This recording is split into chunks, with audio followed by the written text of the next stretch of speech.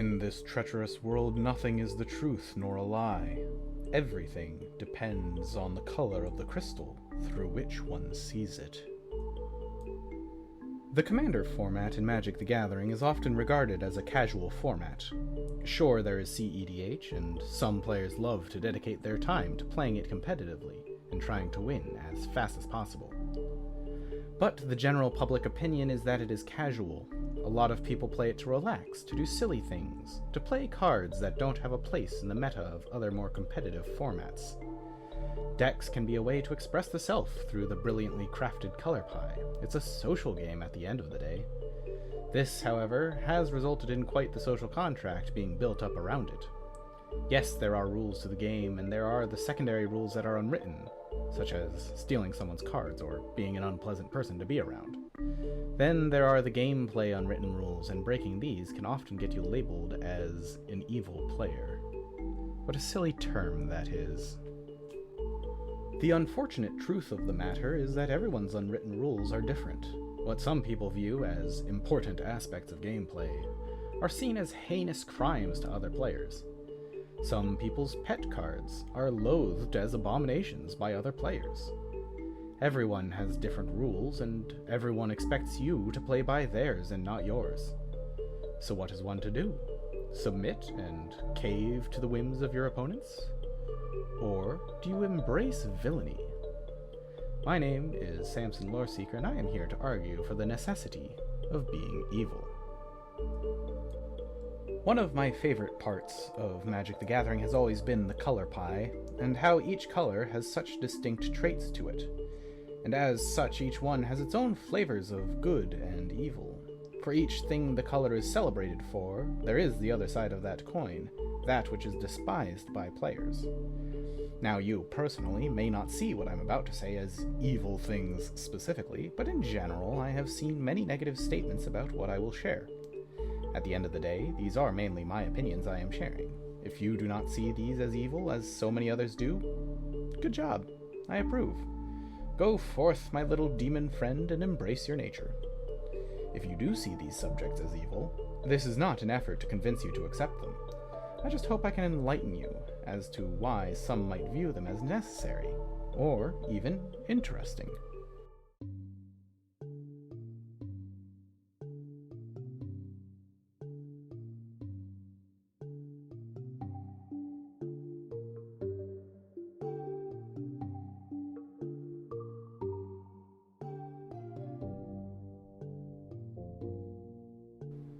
White wants peace. The problem with this plan is it can only succeed if everyone is working towards the same unified goal. As soon as some individuals prioritize other things, like, say, their own desires, the plan falls apart. This means that White has to work extra hard to get the group to understand the power it holds, and to keep the focus on the bigger picture. White does want as many as possible to understand its motives and to share them. But White realizes that in order to accomplish its larger goal, some individuals will have to be led down the path, rather than venture there of their own accord. Mark Rosewater had this to say about White's role in the color pie in his article, The Great White Way Revisited. White is regarded by many to be the weakest color by itself, yet most of its strongest cards are regarded with disgust or hatred. A few are outright banned in Commander, and many more end up policed out of decks by playgroups' despisal for them. That's because the evil that comes from White is suppression. While Blue is infamous for its counter magic and its strategic denial of specific spells, which I will get into momentarily, White will often say that you flat out cannot do things, or at least make you pay a cost for them. This indiscriminate suppression of the game takes many forms, but it is the fact that it is indiscriminate is what makes it so hated.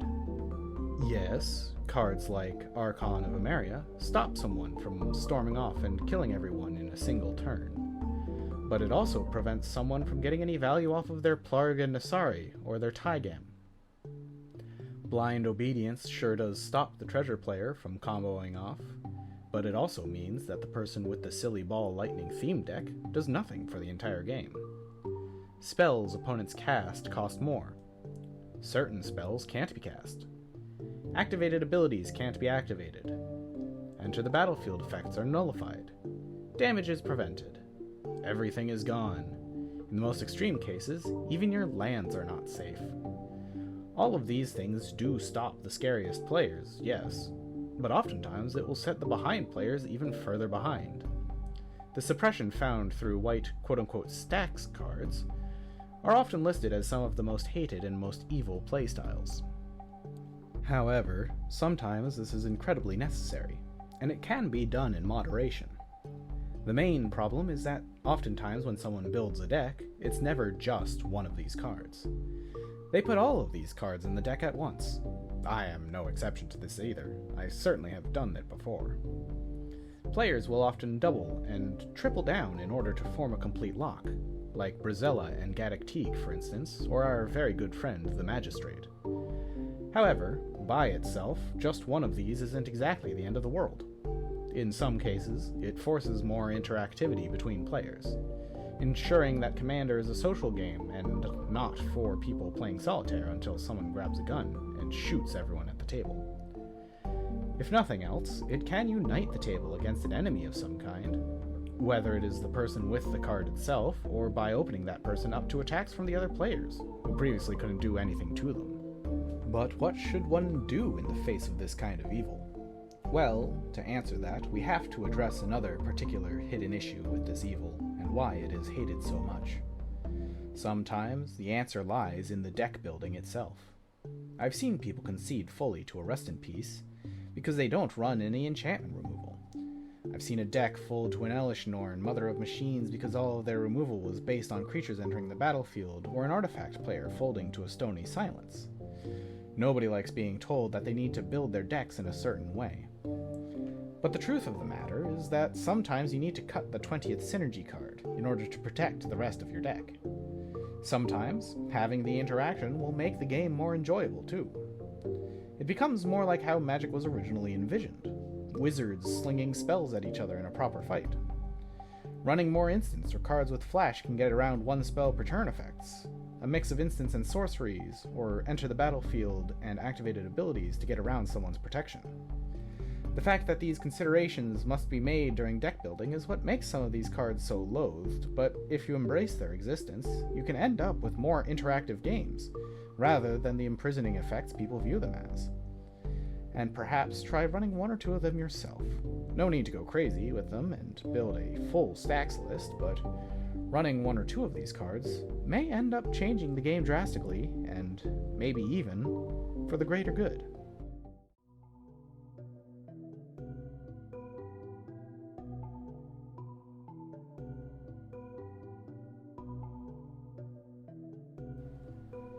If reaching one's potential is the goal, the most valuable tool is information. The trick is that you don't always know what information is the piece you will need, so Blue has decided to just collect as much information as possible. Knowledge is the ultimate tool and is most effective in the hands of the person that has the most. Information can be used in numerous ways other than as a means of improvement. First, it can be a tool of control. By releasing and withholding pieces of information, you can force others to act, or not act. Second, it serves as a key. Access is often open to those that know the proper words or actions. Third, it can be a form of protection. Knowing what threats could appear can keep you safe. Fourth, it can be a weapon. The right secret in the right place at the right time can be just as destructive as the mightiest bomb. This was a snippet of what Mark Rosewater had to say about blue in his article, True Blue Revisited. Blue is the color of knowledge, of planning.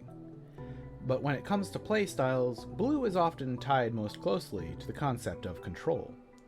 And the evil that people ascribe to blue is exactly that. Counterspells. Where white's method of control comes usually more from indiscriminate suppression, blue's method of control is a lot more personal, and as such is hated differently. Blue's main methods of control lie in its myriad of counterspells, of which more are printed with every single set that comes out. Why counterspells are hated lies in that aforementioned personal touch. While a thing like the Archon of Emeria or Rule of Law says that everybody can't do something, a blue player will look specifically at you and say, you cannot have that particular spell. And most of the time, it's a card you really want to cast. Something that will win you the game, or accrue you a bunch of value, or will protect you from something.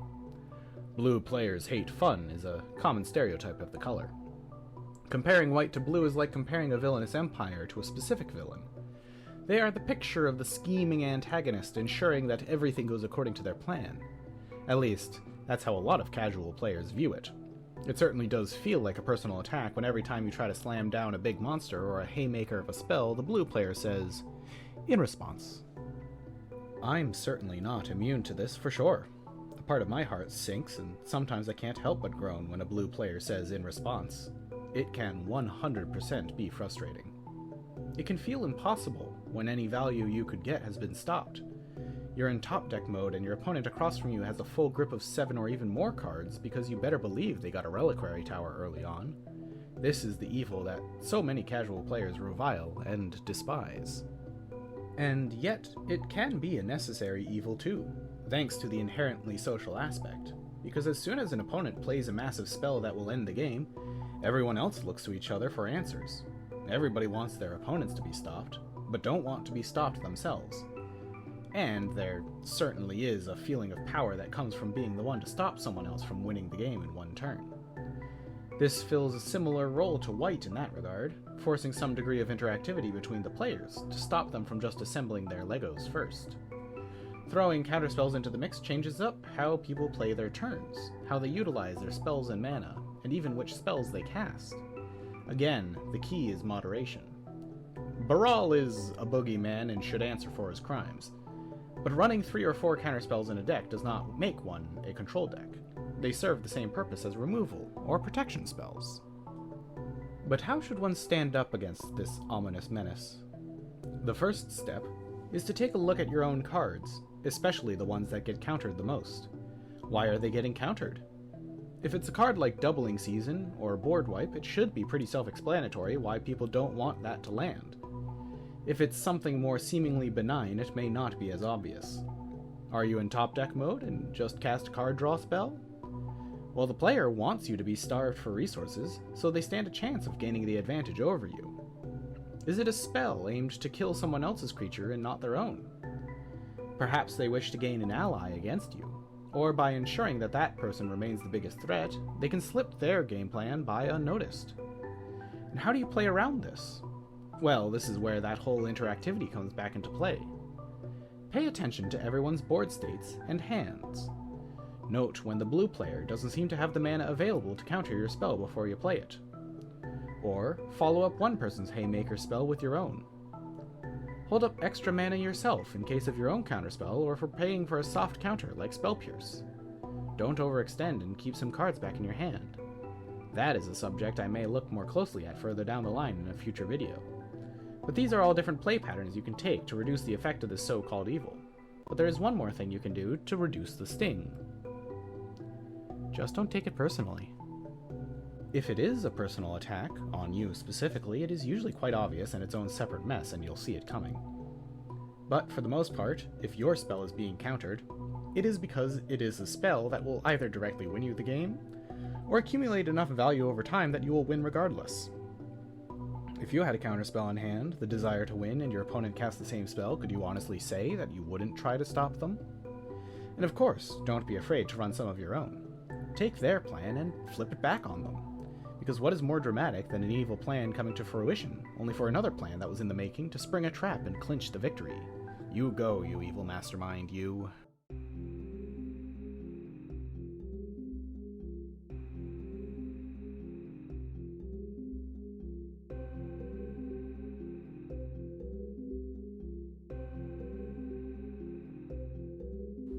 Black's philosophy is very simple.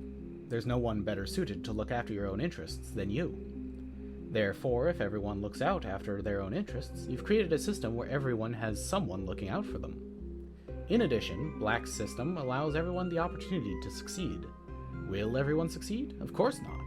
But once again, that's not Black's doing, that's just how the world works. The weak will fail, that's what makes them the weak.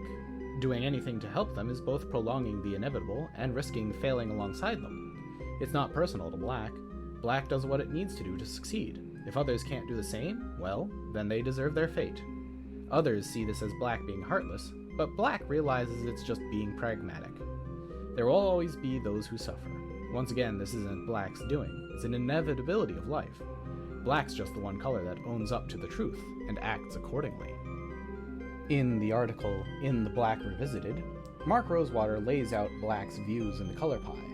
It is sometimes fascinating to me how, while victory is the ultimate goal for a game of Commander, trying too hard to win is frowned upon. Granted, this again ties into the nature of Commander as a casual format, and try-hard decks will often be told to play CEDH instead. But black is the color most intrinsically tied to the concept of victory at any cost. Paying life for card advantage, sacrificing creatures for mana, robbing graves to take the win, or denying your opponents important resources. Spike, one of the player archetypes, and the archetype most focused on winning, is a black card in an unset. So yes, while each deck would like to win, black is the color most dedicated to the concept, and has many of the tools needed to achieve that victory. As a result, many of those cards are ones that more casual players despise. The easiest starting point is Tutors as the most surefire card players will point at when declaring them evil. I personally have swung back and forth on my opinion of Tutors myself. On one hand, they can be incredibly useful in a toolbox setting, searching in your library for the removal spell needed, or the board wipe, or the card draw, or even just the silly little goblin you built the deck around. But on the other side, they can remove just about all variants from a Commander deck. A lot of people, myself included, love the variants that Commander brings as a singleton format. Games will play out differently most of the time because of it, and that can certainly be a ton of fun. But when a deck is too consistent, and every game feels the same, that is where the frustration can really set in. Black is also the color with some of the easiest victory conditions to reach, whether it's ingrained in the card, like Liliana's Contract or Revel Enriches, or it's a combo, like Bloodchief's Ascension and Mindcrank, or the various exquisite Bloodlines. Or maybe it's just a pure value card, like the infamous Sir Conrad, Bolus's Citadel, or Rise of the Dark Realms. These wins can be sudden or inevitable, and both can be incredibly frustrating to the casual player.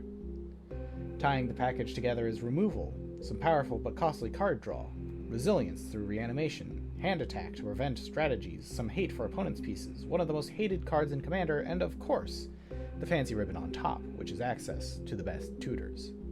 It is quite easy to see why black could be truly hated by the casual player. But victory in itself is not evil.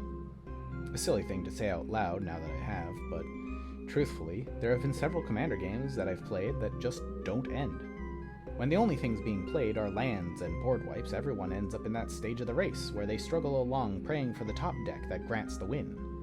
Black can help alleviate that on multiple axes, tutoring for the card that can break a pillow fort, or clear a stagnant board state. Playing one of the mentioned haymakers at that point will sometimes have people concede on the spot, which ends that terribly boring time and can start a new game. It can sometimes snatch you an unexpected victory from the jaws of defeat. People love an underdog story. But also, many of Black's cards have a very real cost, and accelerating your game plan can also do some amount of your opponent's work for them. Lowering your life total or sacrificing your creatures can have a serious impact on you in the long run, and will once again make for, you guessed it, more interactive games. And what to do against these fearsome victors? The simple answer is to interact, preemptively if you can.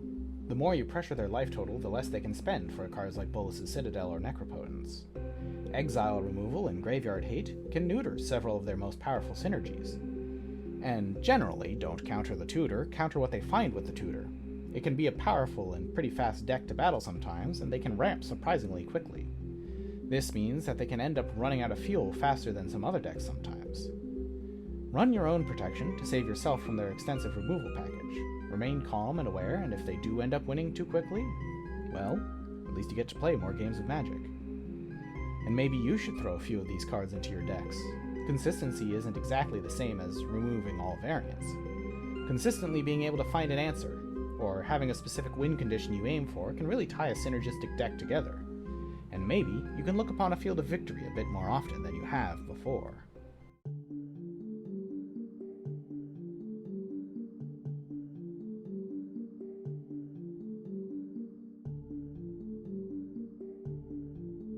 Too many individuals live their life questioning choices they've made. Not Red. Red lives in the moment. Red is spontaneous. Red embraces every adventure put before it. Red knows that on its deathbed it will look back on a fulfilled life with no regrets. That's all Red wants, the ability to live life doing what it needs to. To outsiders, Red might seem a bit chaotic, but that's only because others can't see what's in Red's heart. They cannot feel Red's emotions guiding them. Living life to its fullest takes a lot of dedication and perseverance, but Red is always up to the task. Chaotic is definitely a word that can be used to describe the color red in Magic, as Mark Rosewater does in his article Seeing Red Revisited. And while Group Slug and Burn is definitely something a lot of people don't like, more frequently the cards I see hated on the most are the Chaos cards.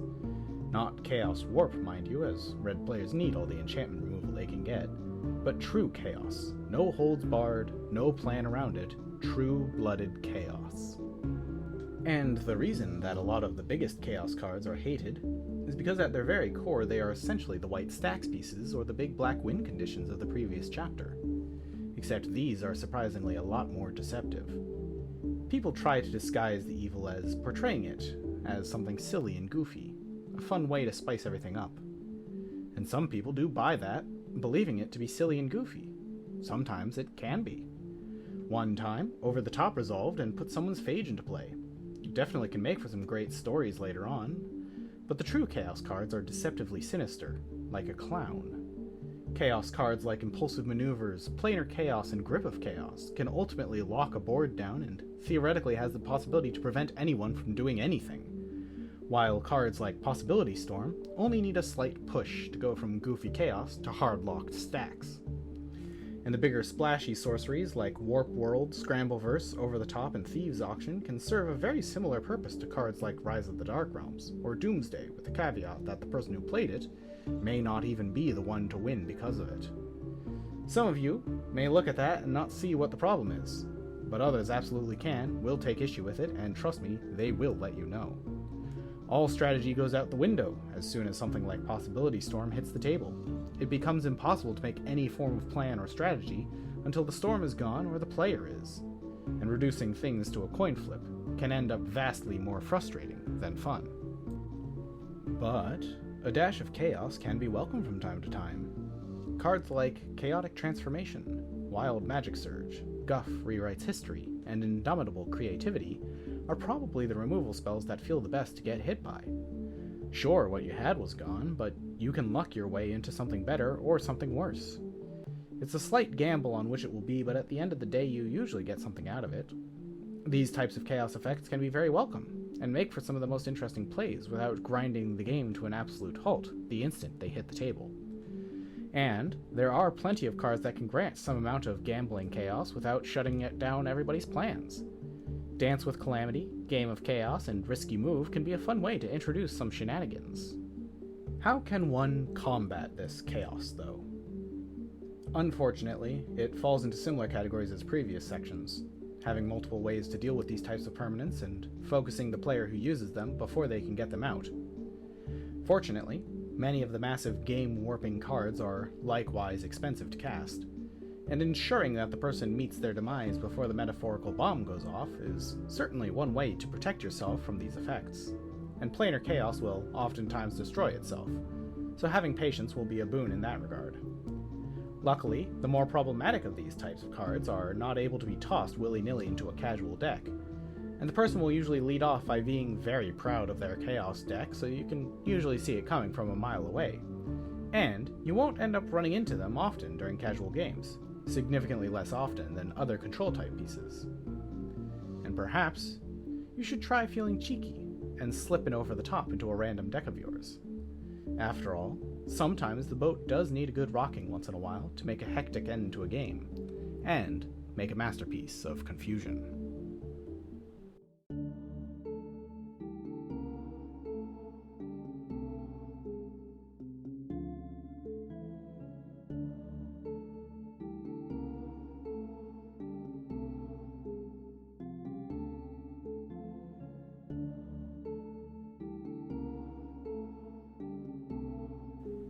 green is also closely tied to the land. This helps green in numerous ways.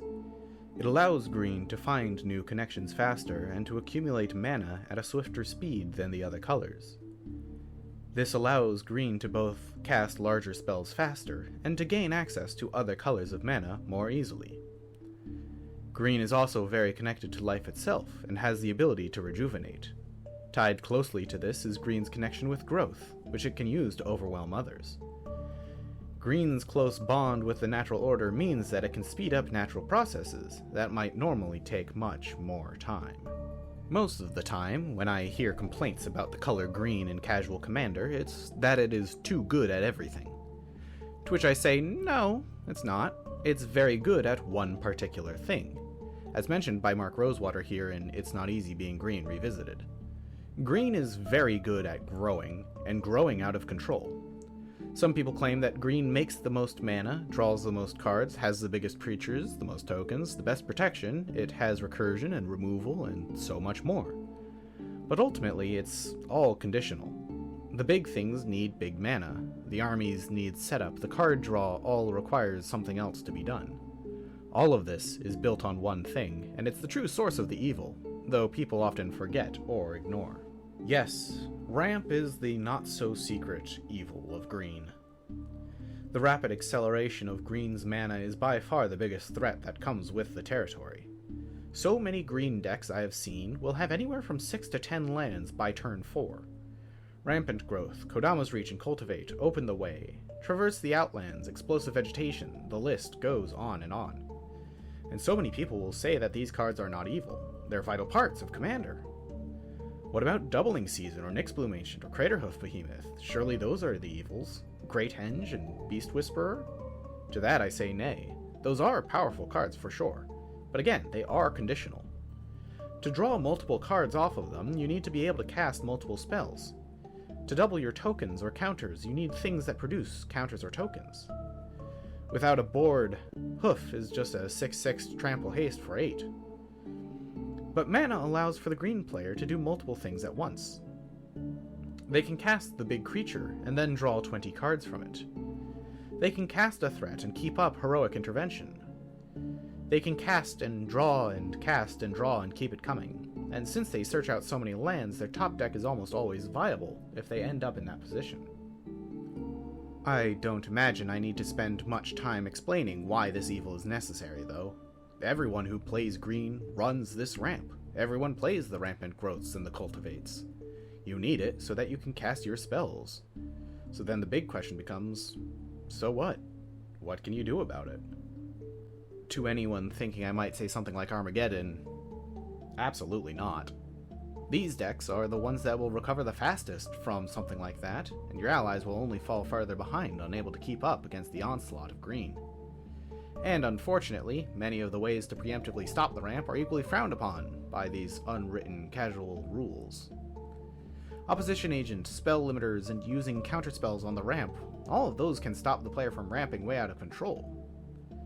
They are pretty good options to take against this, but frankly, you are not going to be well received by most pods you try this in due to the casual nature. It is seen as peak tryharding. So truthfully, that leaves you with trying to stop all of the payoffs that come. And that, again, will likely have you dipping your hands into any of the other previous 4 evils to stop them. Counterspells, stacks pieces, chaos, or just trying to win faster than them. One of green's greatest evils is the fact that if you want to stand a chance at stopping it, you have to become at least a little bit evil yourself. So, embrace it. Become evil. If you have constantly been beaten into the ground by the overwhelming might of green, then turn yourself into a villain. Bolt the bird, counter the Rampant Growth. Those turns you buy may be vital in letting you win a turn or two before they would. It's commonly accepted in CEDH that green is truthfully one of the weakest colors in the format, as the other colors get more explosive mana, allowing for earlier wins. Green is a color that thrives in the more laid-back environment of a casual format, where it's seen as poor sportsmanship to mess with another man's mana. Exert pressure on it, and the big monsters may just be shadows on the wall.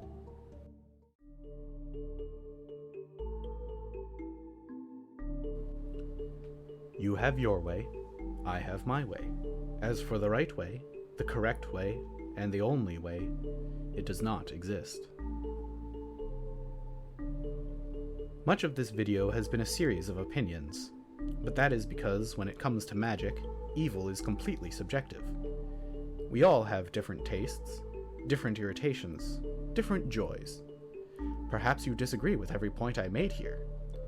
Maybe the evil in white isn't stacks, it's tokens. Maybe it's black's removal, or blue's card draw. Maybe you just really, really hate burn. This video is looking at these cards from a monocolored deck perspective. Many of these decks can become more evil by mixing some of these effects together, while others end up toning it down by the same mixture of identities. Some of these strategies are not even limited to the one color, with other cards having stacks pieces like white, but when someone says stacks, they usually picture white cards first. The color combination web is a complex map of playstyles and effects, all twisting around itself in unique and fascinating designs. You get a different evil when you mix red and black than you do red and blue. You can also make a similar deck using black and white or red and green. All that being said, I hope I managed to bring some new information up for your consideration, or at least a perspective you may not have shared. You certainly should not take my word as law on this matter, but maybe, just maybe, you should try being evil once in a while. After all, it always seems like the villains have the most fun with what they do, and every story needs an antagonistic force in it. Sometimes, as the saying goes, you just gotta do it yourself. Thank you so much for watching. If you enjoyed the video, like, subscribe, ring the bell for notifications, all that good stuff. I enjoyed making this video and hope to bring more content in the future to you. Thank you again for giving little old me the time of day, and I hope to see you all again in the future. So long.